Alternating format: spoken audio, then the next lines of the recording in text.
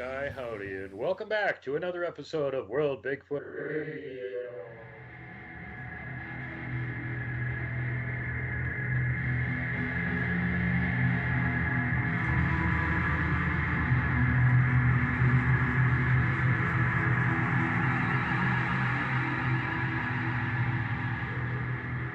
The other local tribes down there, are they originally from that area, or did they move in at some point? Because you got, the Havasupai and the Arapaho and the Zuni and the Hopi, and are they all have the same legend?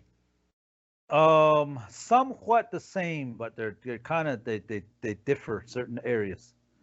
Um, from what my grandpa used to say was that these there's the let's say the pueblos first. Right. Those were the ones that were from like the Aztecs and the Incas and all of that. Okay. But then the Hopis are much more ancient also with the Zunis. They came from way down south from the other side of the land. And they And moved came north. from there and then moved north. They came up to here. Okay. Now, was I this guess same time as the Aztec Empire was going on, or was it after it collapsed and then they moved north? I guess the Hopis and the Zunis they were here. Oh, And they wow. kind of like pushed all everybody. And the Pueblos were here when we came back from the taking the exile and all of that to come back over to here. And that's where, like I was telling you one time, there was a contract between the Hopis and the Navajos, Right. and just by the era of corn and to leave each other alone, to be harmony with one another and all of that. And Yeah. that's the reason why they live within the Navajo Nation, because they always called each other brothers and sisters. Yeah. And it's like That's that. one of the more interesting arrangements on the continent, where you got these kind of peaceful Jedi Knight tribe completely surrounded by the extremely dangerous warlike tribe that's like, oh, you guys are okay. Come here, live in the middle of our territory where no one can mess with you. Yeah, that's that's why they did a lot of trading, and Hmm. that's what it was based on. And there's a place called Chaco Canyon down here. These archaeologists have found, like feathers of these macaws from way down south all the way to here, all the way up into New York, because there was a lot of trading going on this side, and also people uh, being at war with one another. It was Right. all survival. It wasn't, to colonize somebody or to conquer somebody. It was all survival. That was it. Yeah. And then also to count coup. That was it. Yeah. You Well, know, I'm gonna. Bigfoot still does that to us. They Yeah. like to See, sneak up and that's tap you one if they can get away with it and you don't know they it. just Just counted yeah. coup. That's one thing that this one goes into kind of like a little bit of the dark world. And here, the Skinwalker was never like evil all this time. It was like a Jedi, and it helped people and all of this.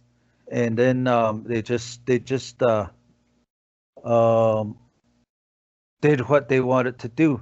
Even in the 1600s, these Spanish, the person that wrote, the Spanish scribe, would write down what had happened. Something came into the camp, made its way to the colonels, whoever the main person was, the general or the colonel, Right. to its tent, and transformed itself back to whatever. So human figure. It came in as a dog, and then it came back into human. They have those recorded on that site. And the general or the colonel, whatever, the head person, got a heart attack, and Oh, they just God. moved away. I could see how that would give you a heart attack. Now, you were telling me that the way the whole thing kind of started, like a lot of people have this misconception that before the white man showed up, everything was hunky dory and peaceful on the continent. No, it wasn't. Tribes were raiding with each other. Sometimes they'd have outright wars and try and snuff each other out. Sometimes they were good friends of the tribes that were living next to them. It all varied depending on, what time period you're talking about, who was in charge, what was going on, if there was, a bad environment at the time or whatever. So there was conflict going on, and you guys had the neighboring tribes messing with you at times, and you basically used the skinwalkers for terrorists to scare them away so you didn't have to try and fight them. And that makes sense to me tactically because the Navajo don't live in huge groups together in big villages. They're spread out all over the place. So the best way to keep raiders out of your territory is to scare the living crap out of them so they don't want to be in your territory. Yeah. My grandma used to say, my mom used to say, my old grandpa, great grandpa, used to tell me that these, other tribes would start to come in. They will really start running, yelping, hey, I want to do harm to you, that kind of yell and all of that. And they call it the war cry. Right. So they start doing that. And my great-grandpa, to me, it would be 3 times great-grandpa. He would get up on the shade house, and he had a mask of a cougar, the top part of a cougar. He would don that and tie it there, and then use a sling to fend off those other tribes. And those other tribes would stop at a distance, and then try and figure out if it's a man or an animal that they were trying to raid out there. That's that was terror tactics. Yeah. And all of this for it was just to scare them off, and then they would run off crying, like they say, the old people, they say these are the tribes, they would cry and run off and do all of that and do whatever, shit their pants or something like that. And then that's it. Then you go back so to scared they soiled their armor, they did. Yeah. Then the person would get down kind of like chuckling and then take his mask off and put it to the side, then go start tending the garden again. That's the thing. There was no such thing as chiefs amongst us. There was no such thing. That's only for the northern tribes. But then for us, the southwestern tribe, some of them didn't have chiefs. They just had headmen, which was like the grandpas. Yeah. You do this and let's go do this, and then all the relatives that lived in the area come together and then do whatever they need to do. And everybody lived according to the natural law, not no other man-made law. What point do you think it was where this whole tradition of being a terrorist to fake out the enemy turned into the real skinwalker thing, where they started actually getting powers and actually being able to transform themselves? And they were using a lot of that for the good of the tribe too. They could transform themselves and, like you were saying, go long distances, harvest herbs and stuff you need right away to heal somebody and be back in a flash with it, where a normal human couldn't do it in time to save anybody or anything. Yeah, that's one thing. The medicine man wants herbs from all the sacred mountains that the ceremony is going to be held with. Then they would ask somebody through the grapevine and all of that, and whomever picks up the contract or something like that, they would be the one to do that. They would go to all the four sacred mountains and then collect all the dirt from there and put it back in front of the medicine man where the ceremony is going to be done, and put it all back there. And that's how good it was being good. But it started, to me, like they say, when after Fort Sumner, where the Navajos were, being put, after they came back, everybody was, starting back from, the bottom. Right. So start all over again. Start all over again. So that's when that's when it started to, kind of get all shady. Okay, I want those peanuts that guy has, so I'm scared the crap out of him, go over there, change or something like that. Something like that started to happen and all that. That's when they started to use it all bad. That's what I was told. Do you think the the skinwalkers that are the good guys are actually just doing everything in astral form, and the evil ones can actually physically transform. Because, the rumor is that in order to get that ability to physically transform, they got to kill one of their own relatives. Not really. It's killing another relative. It's like saying, oh,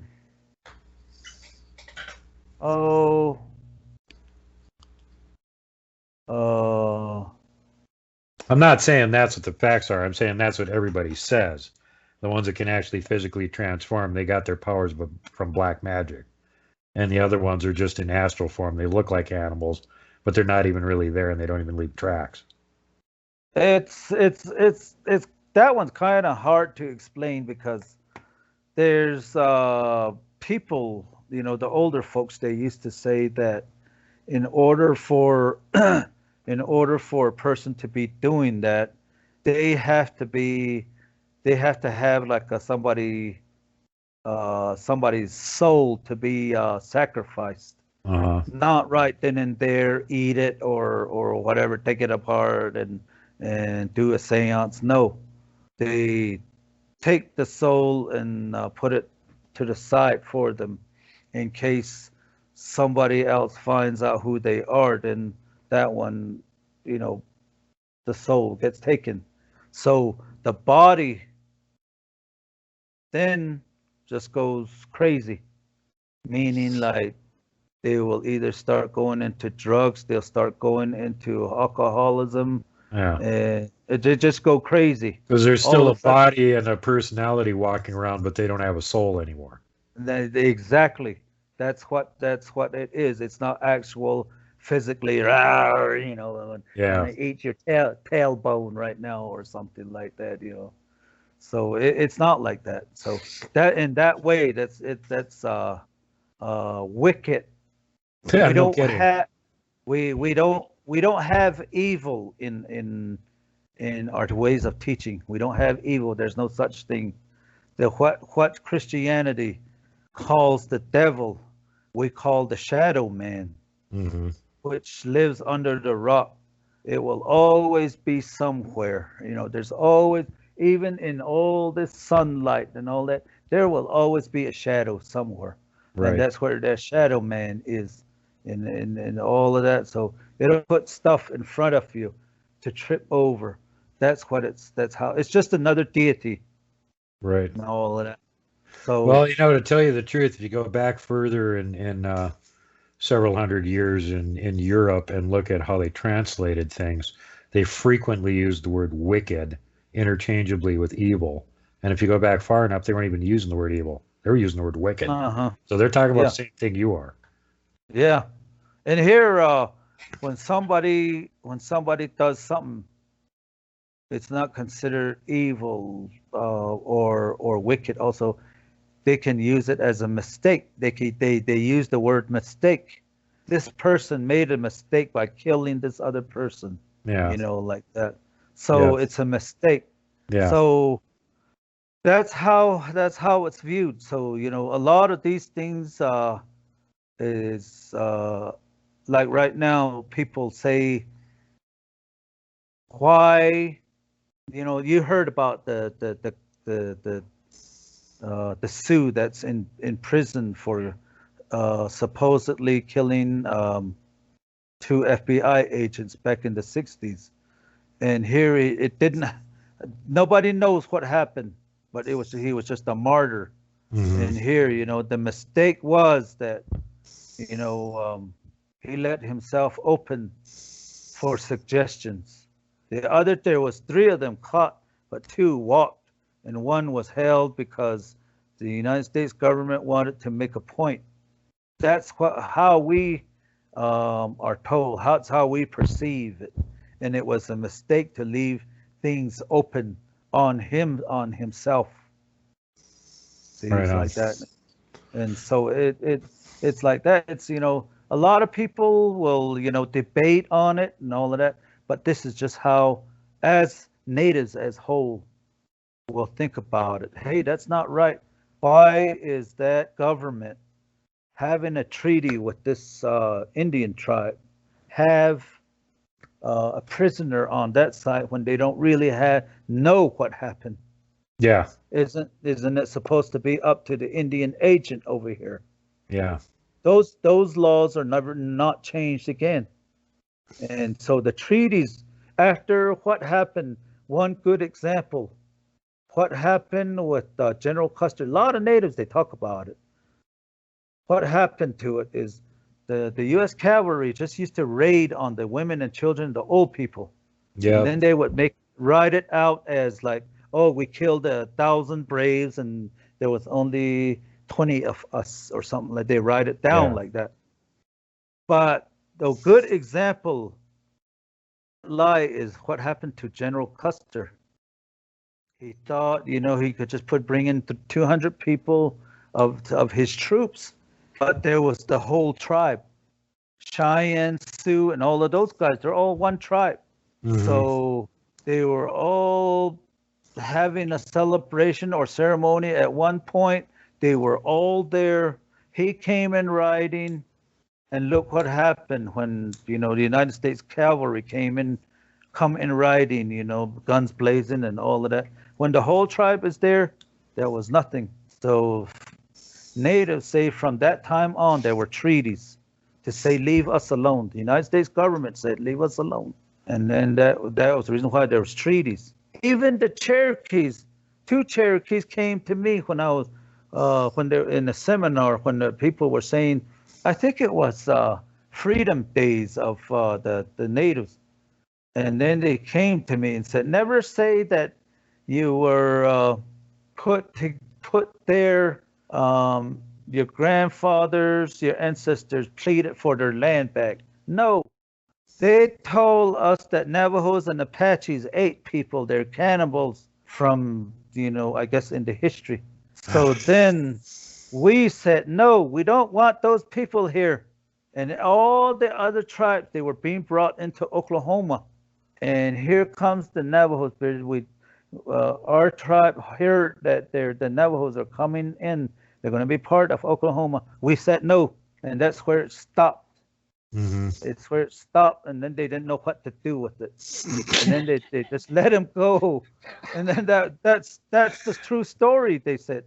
Yeah. And it was because of us that you guys let go. It was not pleading with the U.S. government, he says. And both of them said that. We have it written down in our scribes somewhere in there. I didn't research it and all of that, but they said that. And every time you ask a Cherokee, what that whole Oklahoma is, it's a whole big reservation. That's what it is. Yeah. That's what they were promised. But then they started bringing in other tribes into it, just because it was a reservation. Yeah. So that's what happened. And the Apaches, they didn't, at the time, 1886, they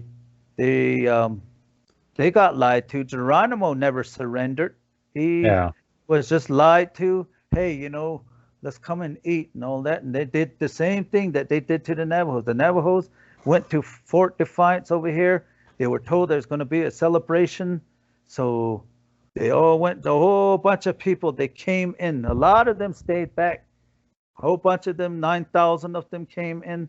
And then that's who they took down to Fort Sumner. The Apaches the same way too. They always say, oh, Geronimo started to give up and then all of this. No, he didn't. Their story says that, he was lied to. Mm-hmm. And then when he came in, then they just took him to Florida, far away from Arizona. So they just recently came back. Florida is the other place where a defiant tribe is the Seminole, who'd never lost, never surrendered, and still have their own land. But getting back to the that piece of crap with the yellow hair, what was his name? Custer. That's right, Custer. Everybody likes to think about that as being a zillion years in the past, and it's not. I am about to turn 60 this year. When I was 5 years old, I met an old Indian chief who was 102 years old at the time. He was touring around the country signing autographs and meeting people. And I actually got a picture of me standing there in front of him grinning. And he's grinning too. And if you read his biography, he doesn't like white people very much. So it makes you wonder, like, why is this little blonde kid in front of him grinning and he's grinning? Well, because the little blonde kid asked him if he got to scalp Custer, and he said no, and I was really disappointed. So apparently he thought that was pretty cool. But when he was the same age I was all those years ago, he was one of the little kids that was on the battlefield after they killed off Custer and all his soldiers and was looking around for stuff that was worth actually salvaging and hauling off, their braves that got injured and stuff like that, get medical care for them. And, that was one of his earliest memories from when he was a little kid. He was actually on that battlefield. And when I was a little kid, about the same age he was, I got to meet him. And he was 102 years old. So that's only 2 lifetimes. He was there right when they killed Custer, okay? Custer was a jackass. That guy killed more people in the Civil War than almost any general in the Northern armies. He had an astonishingly high death rate for everybody that was under his command. So not only did he treat the native women and children like dogs and try and kill them off, he did the same thing with his own friggin' troops. He was a complete asshole. He was losing 70 or 80% of his command in some of these fucking battles he was in because he didn't give a rat's ass about anybody except himself. He's a lot like modern politicians in that regard. Doesn't give a shit about anything except himself. So, I got to give, big props to the Sioux and everybody else that rubbed out that miserable piece of shit. Good job, guys. You should have kept the alliance together and held them at the frickin' Mississippi and never let them past it. One other thing I want to bring up before we get going here, because we're starting to run long, and this is an interesting point for the people that want to say that your tribe and some of the other tribes came across Bering Land Bridge during the last ice age. Well, we know when that was. Okay. And the reason the ice age ended is because it was either a huge asteroid or a good-sized comet nailed Greenland, northeast corner of it, and did so much damage it flooded everything. It melted all the ice caps and everything, all pretty much instantly. We've got the scablands right here next to where I'm at that show all the damage from all the flooding it went through and everything. Prior to that, there were ice age animals here. Okay. After that, there weren't. All the megafauna was pretty much dead. The fossil record says that. But you guys all have names in your tribe for all these ice age animals that supposedly were dead about the same time you showed up, got killed. So wait a minute. And I'm sure right now you could maybe whip out some descriptions and give some names to some of them. Yeah, there's like for the mammoth,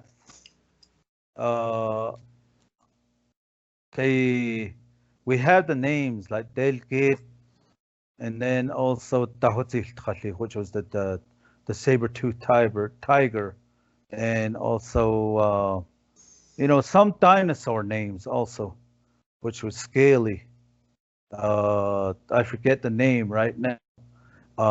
And then also certain, like I said, certain dinosaurs.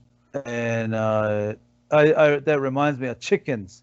They look at you to the side and just stare at you to see what your next reaction would be. And then that one is called like a benzine, like that.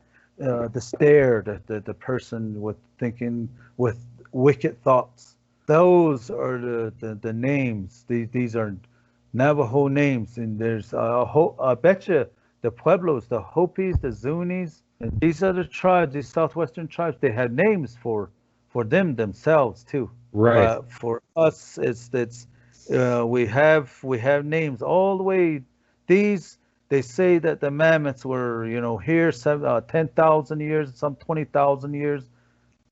How come we have names for them? Well, what's even more mystifying now, we can come up with an excuse for that. You guys came across the Bering Land Bridge supposedly, and you showed up while those things were still here, so you saw them. But what we don't have an excuse for the scientists is dinosaurs that supposedly died out millions of years ago.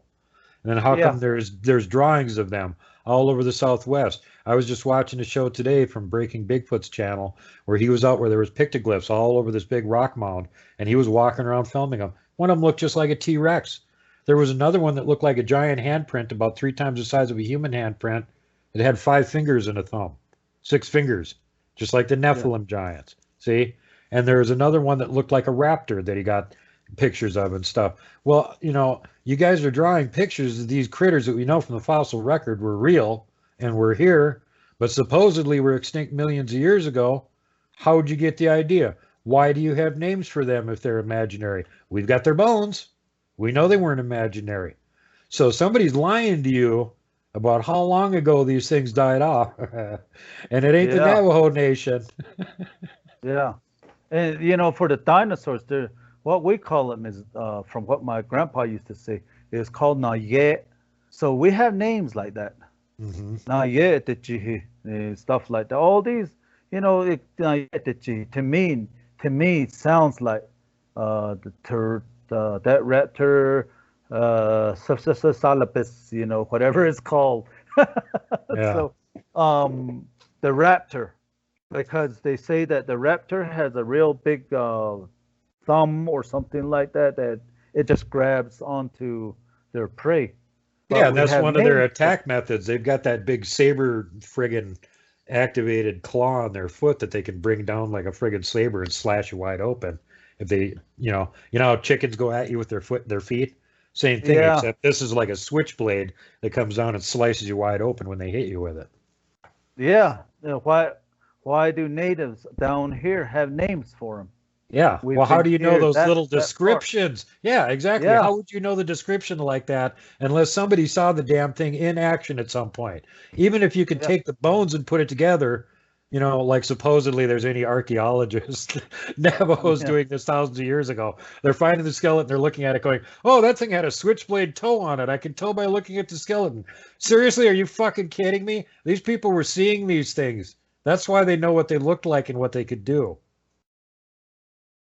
That's why, we always say, my grandpa always used to say, the Pueblos, the Hopis and the Pueblos, they're more ancient than us, he used to say. So they know their stuff.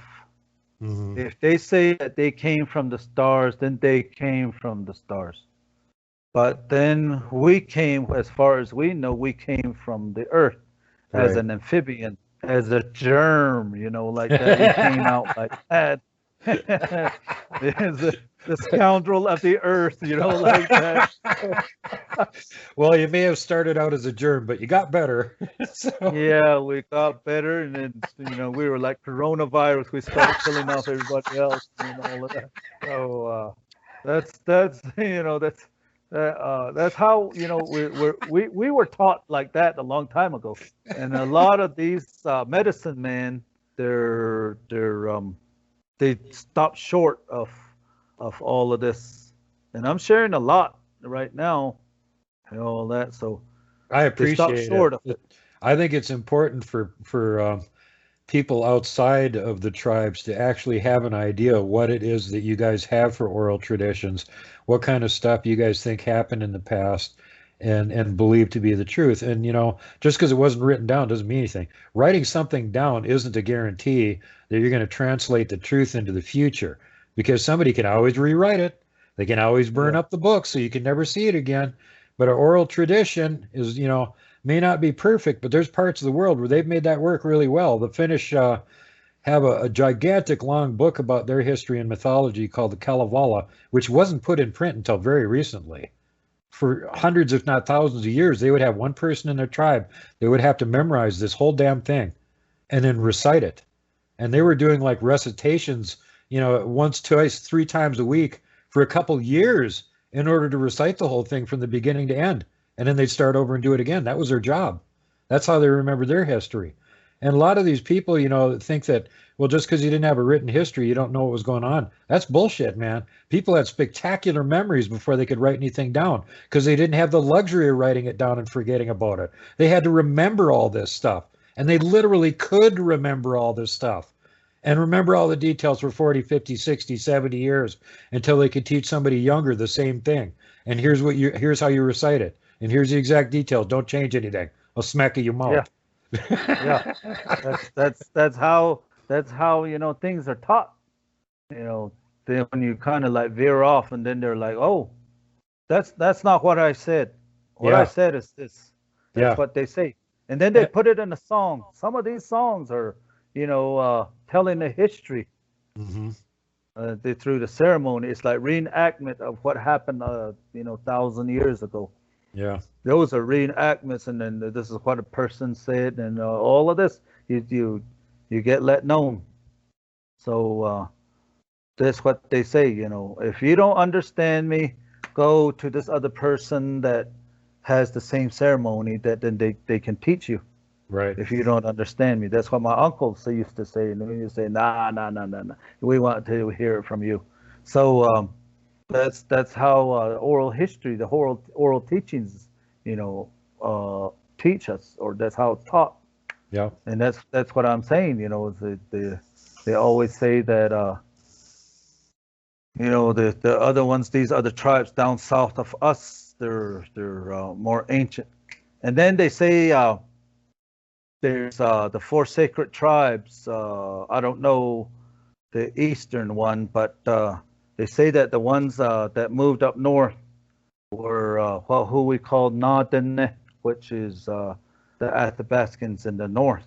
Okay. They call them Nadene, the other people, like Right. the same as us. Not the but Dene, the Athabascans, and that's the two big groups up there in Yeah. Alaska. Yeah, that's they're up there, and then there's the all types of Apaches down to the south, and they're the southern tribes.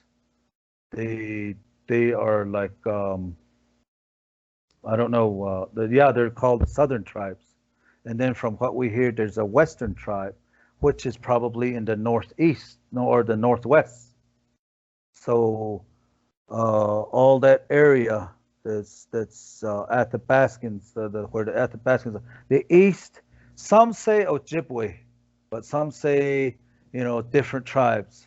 Yeah. But then some are Athabascan, and like for the Ojibwe, they would say hello like Bojo, and then but we say Hojo. It's all in the really language. close though. Yeah. Yeah.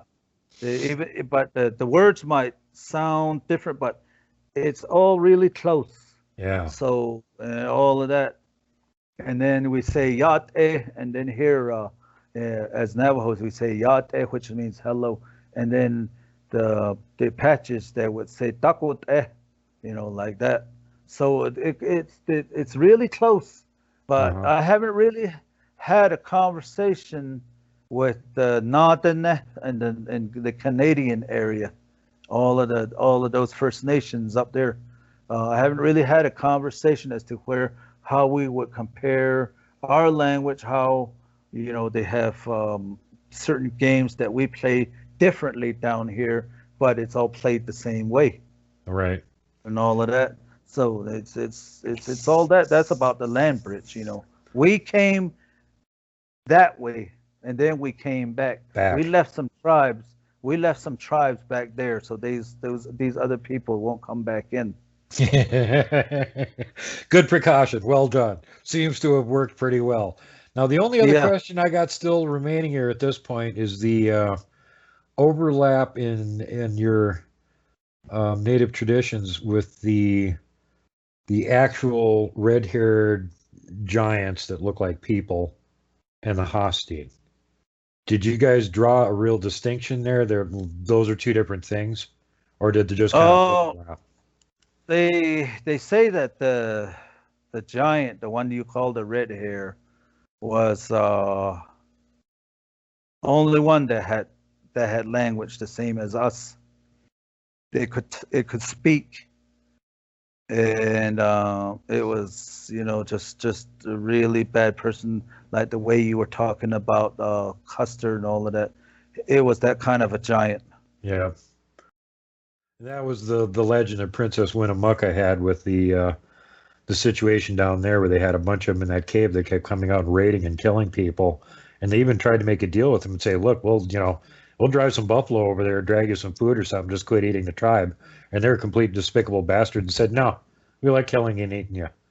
And I said, okay, well, we're just going to make a fire at the mouth of your cave and kill all of you then. Bye. Yeah. Lovelock Cave. Got tired. That's the legend of Lovelock Cave. Yeah. Yeah. The hero twins were born just to kill the big giant.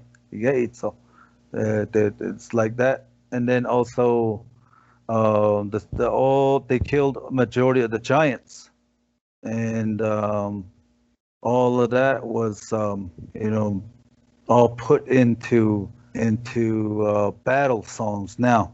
Right. Like that. That's the reason why I was saying one time after that thing, I saw it come into my house and then feel up my woman. I ran out afterwards and I said, if you come back again, I'll boil you underground. I will eat you. I will, and all of that. And pick your legs out, suck on it, those, the Yates so itself himself was the one that used to say that. Right. I will, when I catch you, I'm gonna boil you underground, cook you, and then I'll eat you, and then I'll be laughing away, making fun of your body as I'm eating you, So this like is ridicule. right. The evil giant that was running your area and was, picking off people and eating them when he wanted to. This is like the common thing he would say to terrify people, or he would actually. Yeah, he would say that. Yeah, I'm gonna do this to you. Yeah. It's the same way as psyching yourself out. Right. These warriors a long time ago, they used to psych themselves saying that, I'm Yates, so I'm no I'm no good. I'm gonna eat you, And I bet you the Cherokees heard that, and then they didn't want us on their reservation. They don't want nothing to do with that. Yep. I wonder which tribe is the eastern tribe that you're referring to. There's a couple candidates there for that one. One thing I heard from some of the eastern tribes in the southern or central part of the Mississippi is they have legends about actually teaming up with some of the shorter giants that were like 8, 9, 10 feet tall and fighting the 18-foot ones. And they basically teamed up with the smaller giants and wiped out the bigger ones. Somebody was saying that. I think that's a Choctaw legend or something like that. Yeah, I think it's like Choctaw or Cherokee way over there or something. I'm not sure which tribe it was. It was the same tribe that supposedly lived in California, and then there was a big eruption or something, and they had to move east. And when they got to the river, they couldn't go across because there were these 18-foot giants on the other side, and there were some shorter, like 9 or 10-foot tall giants on their side.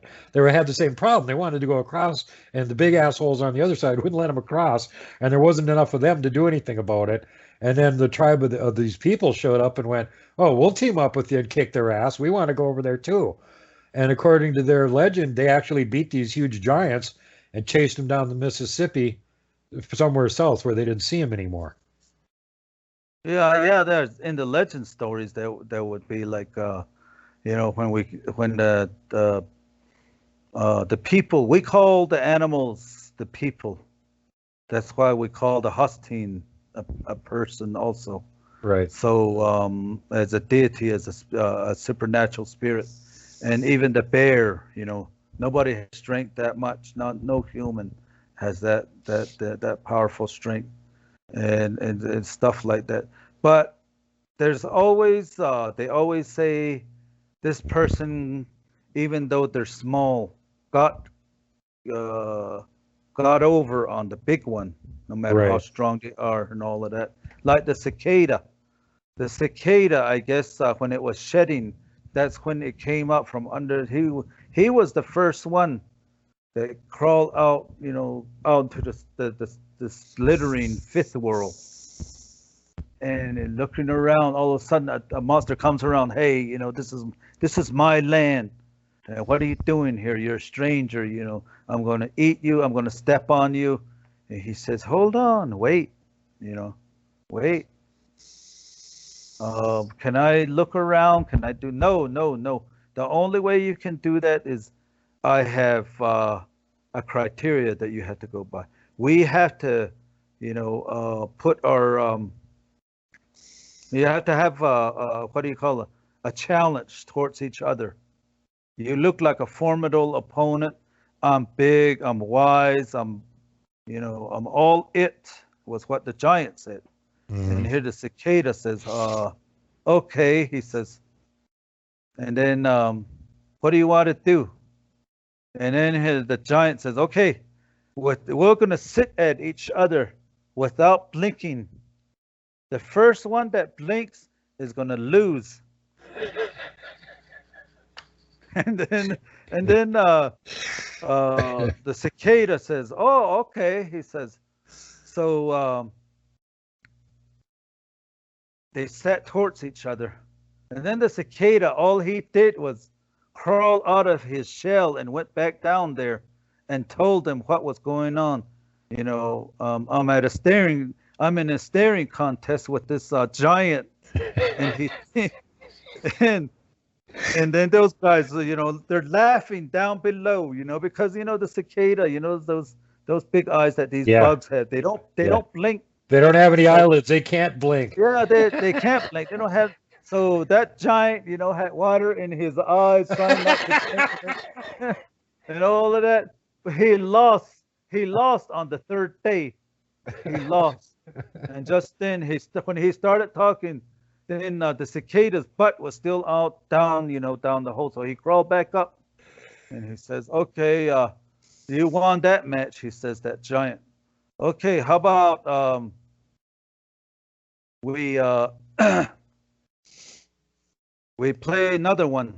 Okay, I have this real sharp stick. He says, "I'll make you one." He made the cicada another sharp stick. He says, "Okay, now you're going to be first this time," he says to the cicada, thinking that he was going to kill himself. And then he says, "Okay," what the giant says, "I stick this real long sharp stick down my mouth and comes out my anus, and I don't hurt," he says. And the cicada says, "Okay, all right, we'll play your game." So he takes the stick all the way down. You know, the cicada just, you know, takes all the way down. You know, from the mouth all the way down. I guess on the tail part comes out the stick, and then he's standing like that. And then he takes it back out.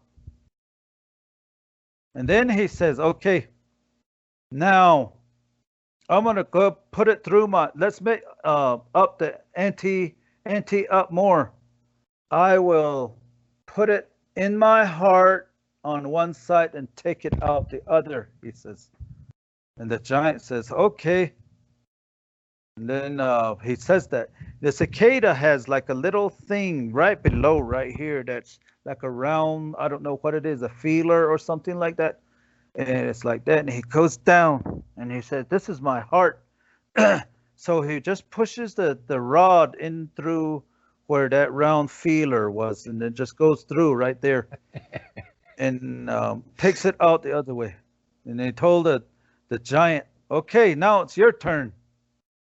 And then the giant says, "Okay, it's my turn." Then he's all, you know, puts it down his throat, and he's all, you know, putting it down until it got to his anus. And he tried to poke it out. And so he just shoved it down, and it came out the, you know, a different place.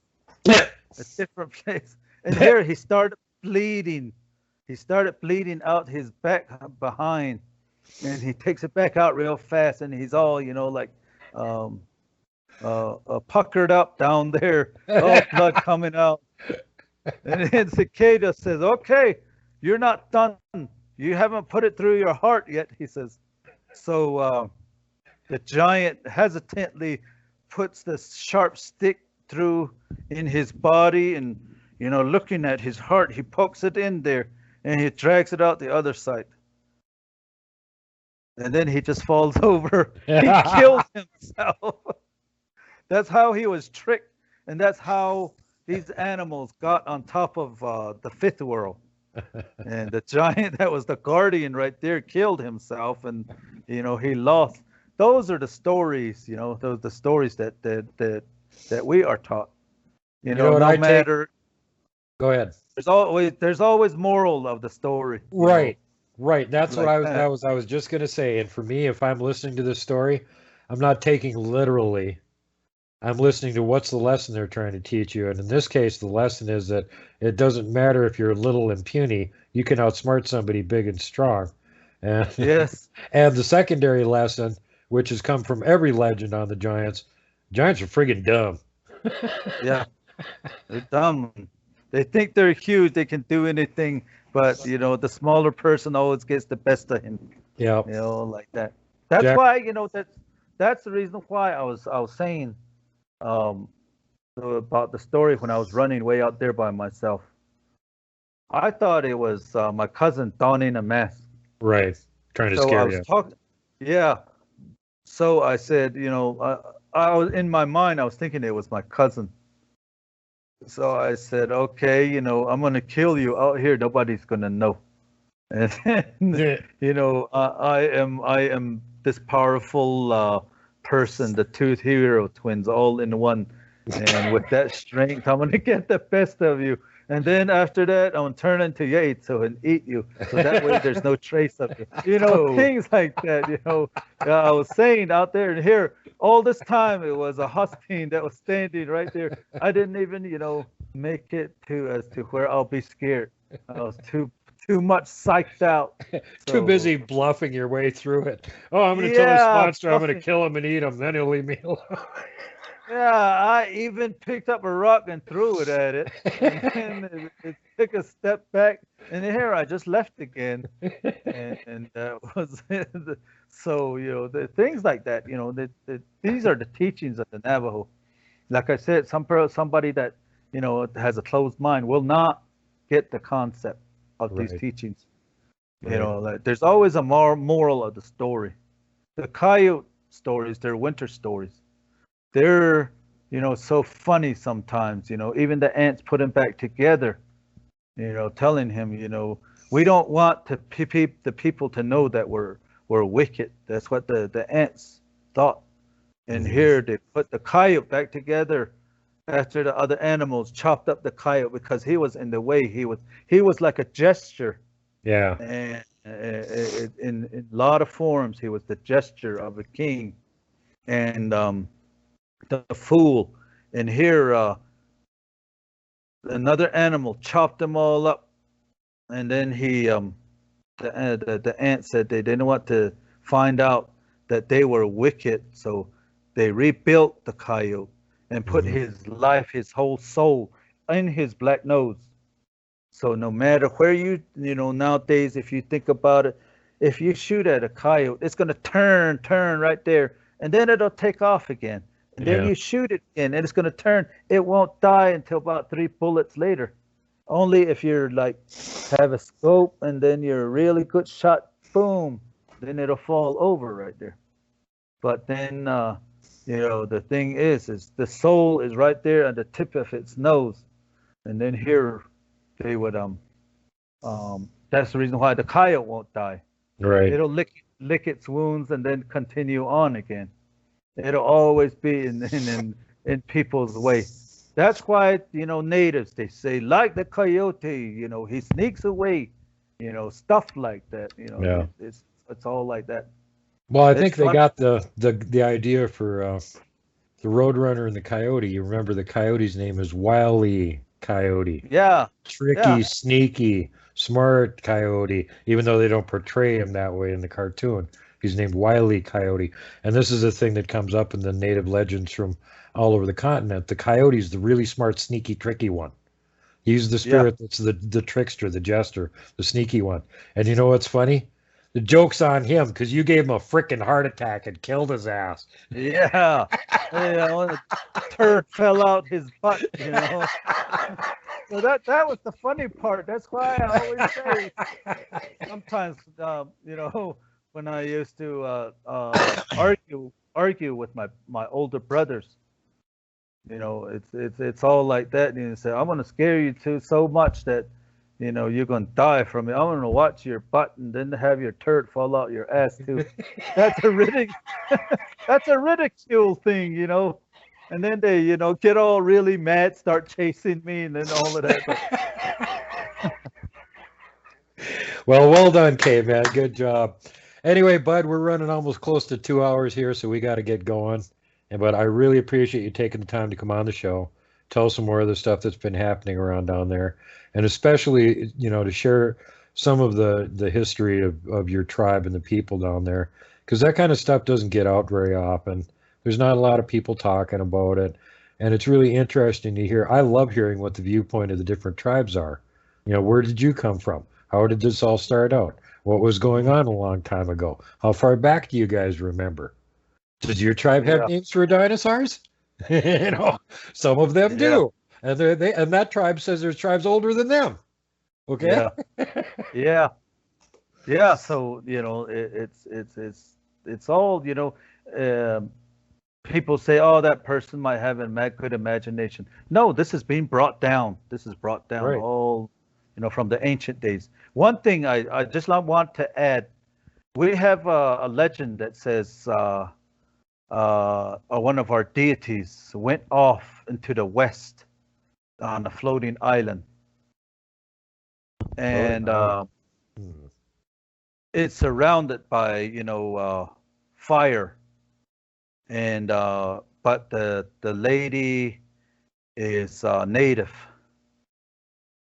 and it lives on the west of the Navajo Nation, looking back at us, and they say that. Wow. Guess who lives out there on a Who? floating island? Hawaiians. Hey, yeah. Hawaiians are out there. So then I was looking at a documentary one time, and here Hawaiians, King Kamehameha, has been to the United States on the northwestern shores. Right. Sailed to there, and they said that majority of all the people that have different similar words. Right. From the northwestern tribes with the Hawaiians and all of that. Wow. So that's one thing that kind of we look at it that way. And then also for the Maori down in New Zealand, it's maybe the earth was kind of like to the east that time. New Zealand was to the east or something like that. But they have the same one legend that they have about the white shell woman. It's pretty much similar to the the Navajo legend. Right. So you got the legend where she sails off to the west, and they got the legend where she shows up in New Zealand. No, she was fished out in the Maori history. That white shell woman was fished out from the bottom of the ocean, and so then, she got shipwrecked. She was like a fish. She was like a mermaid. Right. She was taken out by another deity down there, and then in order for her to go back down there, she had to make a land for the people that that she conceived with that deity. So she made New Zealand. Yeah. And we now know, because of the scans that we've done of the ocean around that area, that New Zealand used to be considerably bigger. Part of it sank, and there's only the tops of the mountains. That's all that's left of that. And it used to be Zealandia, and it was like a little mini continent. That was actually a really big chunk of land at one point. Kind of like the remains of Sri Lanka, and what over in there is the remains of Lemuria. Used and to be the bridge also mini down. continent. Yep. Yeah, so for our legend, the Navajo legend says that the sun saw a real beautiful woman way at the bottom of the ocean. He went down there in his sunbeam and stole that woman and took him to the west and brought him back up to the north, where his house is, the sun's house. So that's where forever he lived, to the east. So we have similar things, that similar legends. Of course, I probably know more if I was to sit down with one of their historians. And then on this one's very obvious. The one in Hawaii, it's very obvious. So we're all like that. Let me give out the general call then for you people all over the different parts of the world that are actually watching this show. If you're in one of those parts of the world and you got information and you want to contact Caveman and talk to him about it, I'm sure he'd be very happy to spend some time talking to you and sharing cultural information about similarities and whatever differences there are between your different peoples. So take advantage of that. We got the internet now. Caveman's on Skype. You can call him from anywhere on Earth and talk to him about this stuff. Yeah. Right on. Well, once again, thanks for coming on the show, man. If I put on my Skype thingy, will they contact me? Well, yeah, all we have to do is just, his Skype name is pretty easy to find. It's Randy Yazzie. And just go look it up, and you can find him. Yeah. You got there's 5. Yeah, to remember, there's 5 Randy Yazzies. So which one sure, are you? You got a picture out the there, right right? one. No, I don't. It's just keep on looking. I'll make sure he puts up a picture that's some kind of Bigfoot related thing so you guys can figure out which one it is. That's pretty easy to do. But anyway, thanks for being on the show. And of course, we'll have you on again in the future here. And more than likely, you'll be hearing Caveman on Spaced Out Radio because Dave Scott laughed his frickin' ass off when Caveman was telling his stories on there. And it was very entertaining. So I'm sure Dave is going to want to have you back again. So stay tuned for that. And if you want to find him over on Facebook, he's got a group over there, Hastings is Tlee. And I'll put that up on the screen so you can spell it properly and find the group. And other than that, after he becomes a Professor Caveman here in a few days, he'll have some more time to start running around doing more stuff with the Hosteen out there. So I'll probably have him back again this fall with a whole pile of new stuff to tell us all about. So anything else you want to say? Well, after I'm graduating on May 7th, finished with all my Diné studies. I just, I always joke about it. I did a lot of Diné studies. Diné, we call each other, we call ourselves Diné, the people. And then it says studies behind it. So I just, went to school to find out about myself and everything. I wasn't really Navajo when I started. But now you're an expert on yourself. Now I graduated to full Navajo now. So that. So I can even prove a diploma saying that I studied the Diné studies. So that's that. Other than that, let me just say before we get off the air, in America we speak Navajo. Damn straight. And our secondary language is English and no other language. Yeah, that's true. Yeah. Alrighty, well, everybody, you know what the deal is now. Everybody be kind to everyone else. Try and pay it forward. Have patience with people, even if they're idiots. Because, there's a lot of them around right now, and you need to have patience with them. Try and explain to them why they're being idiotic instead of just ignoring them.